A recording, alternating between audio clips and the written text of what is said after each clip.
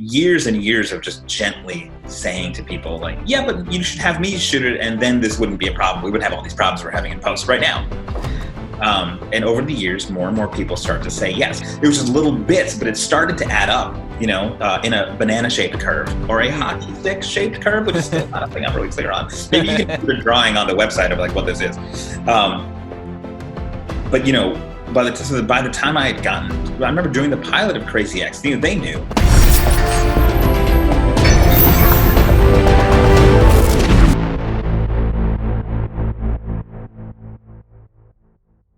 To win an Emmy for editing that episode, like, you can't plan that, right? Like, you can't be like, I'm going to go do this thing and I'm pretty sure this is where it's going. I just did it because I thought I would enjoy it. And then I obviously began directing on that show, and then began directing and producing on that show, and that's where I am now. There's a little tiny bit in that one sentence that I might want to break down before we move forward. Yeah, this is the crux of the whole conversation. So yeah. I took on Crazy Ex-Girlfriend and I won an Emmy, and then I'm directing, now I'm producing. So here we are. There's a lot happening in there. I'm going to assume that after you did the pilot for Crazy Ex-Girlfriend, that it didn't just magically, luckily land in your lap that you transitioned to directing. How is it that you made that happen? I moved here into LA in 1998, and sometime within a few weeks of editing that first job, I started being like, hey, so it was like a little music video clip show, and I was asking about like being on set and shooting it, and like I said, there years worth, but especially in that first year, I was definitely making a lot of noise about like, this footage that we've got, it doesn't really kind of work together the way you kind of would hope it would. But what would fix that is if you had me do it. This was sort of my pitch, and generally it did not work. But every now and then it did work, and I got to go and shoot like a little piece of something. And you just like anything else, it's easy to talk about like when you're working in post, it's easy to talk about the mistakes that were made on the set and the failure of the footage without a deeper understanding of how and why things went wrong and what you maybe could have done to make it better.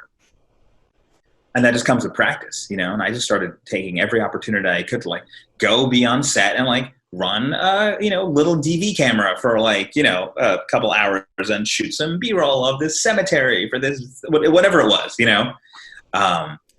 and years and years of just gently saying to people like, yeah, but you should have me shoot it, and then this wouldn't be a problem. We wouldn't have all these problems we're having in post right now. And over the years, more and more people started to say yes. But also, as a result of that, I was slowly building up a slightly longer and longer list of stuff that I had shot.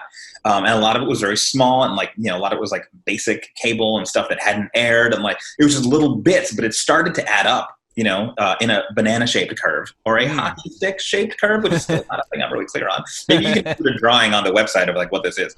But by the time I had gotten, I remember doing the pilot of Crazy X, they knew that I had directed this half hour we talked about a few years prior, and that I directed like part of the Oscars and part of the Emmys that both come off directly off of, editing those jobs and getting an opportunity to shoot some. So they knew, and they were like, if we get a second season, first season shows are hard to get slots on if you're as a first time director. Just because from a studio perspective, there's so much at stake, and, you're, as an unproven director, a risky proposition for them. And one of the big things that is in play for these kinds of jobs is obviously, of course, these people are looking to minimize risk, right? So you, Zach, are a director who's done like 100 episodes. Like, they're not worried about hiring you, right? And they're not worried that it'll blow back on them if they approve you, that their boss will be like, why'd you hire Zach? And you're like, well, he's done 100 episodes. But if you try to hire me and I've done 0, then they're going to be like, why did you approve this guy and it failed, right? That's CYA, cover your... Absolutely. And so by the time, we finished our first season, they knew, and then they offered me an episode of season 2.